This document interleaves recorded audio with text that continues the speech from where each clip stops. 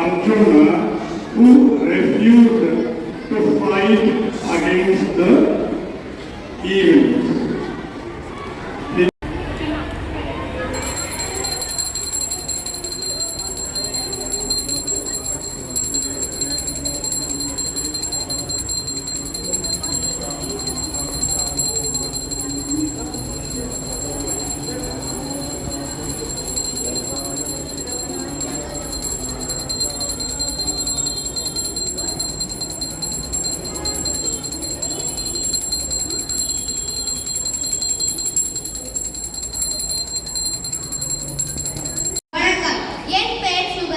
நான் 5ஆம் வகுப்பு படிக்கின்றேன். நான் இப்பொழுது பாரதியின் சமூக பார்வையை பற்றி பேசப் போகின்றேன்.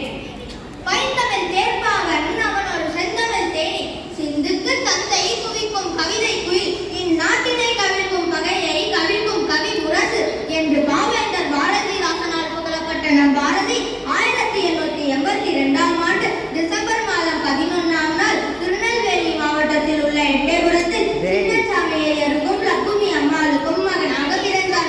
பெண் விடுதலைக்கு மிகவும் வலியுறுத்தியவர். பெண்ணுக்கு விடுதலை இல்லை என்றால் இந்த மண்ணுக்கு எழுச்சி இல்லை என்று கூறியவர். நிமிர்ந்த நன்னடையும் நேர்கொண்ட பார்வையும் பெண்கள் அனைவருக்கும் வேண்டும். மாதத்தம்மை இழிவு செய்து மடமையை கொளுத்துவோம்.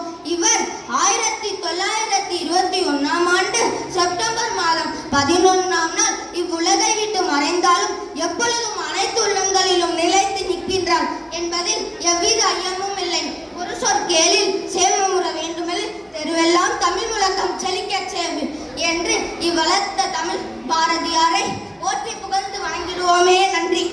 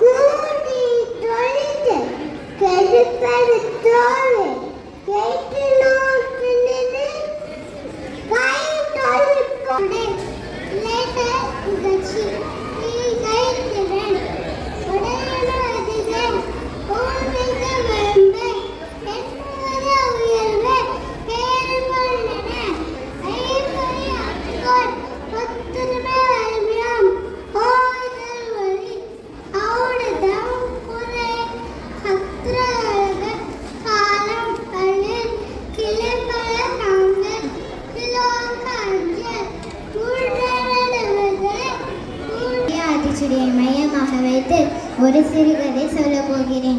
தலைப்பு கேட்டினும் துணிந்தனர். முன்னொரு காலத்தில் ஒரு கொடுங்கோல் அரசன் இருந்தான். வணிகர் ஒருவர் ஒரு கிளியை அரசனுக்கு பரிசளித்தார். அந்த கிளியை ஒரு தங்க கூண்டில் அடைத்து வைத்திருந்தான் அரசன். தங்க கூண்டில் இருந்தால் மட்டும் கிளியால் மகிழ்ச்சியாக இருக்க முடியுமா? இல்லை, அரசனை எதிர்த்து போராடி கூண்டை விட்டு போகத்தான் முடியுமா? அடைப்பட்டு கிடப்பதை எண்ணி கிளி வருந்தியது. ஒரு நாள் துணிவுடன் கிளி மனதிற்குள் ஒரு திட்டம் வகுத்தது. அதன்படி திடீரென கூண்டுக்குள் மயங்கியிருந்தது. காவலர்கள் எவ்வளவு முயன்றாலும் கிளி எழுந்திருக்கவே இல்லை. இதை கண்டு இறக்கமில்லாத அரசன் உயிரற்ற அந்த கிளியை தூக்கி எறிங்கள் என கூறவே கூண்டு திறக்கப்பட்டது. அசைவற்று கிடந்தது.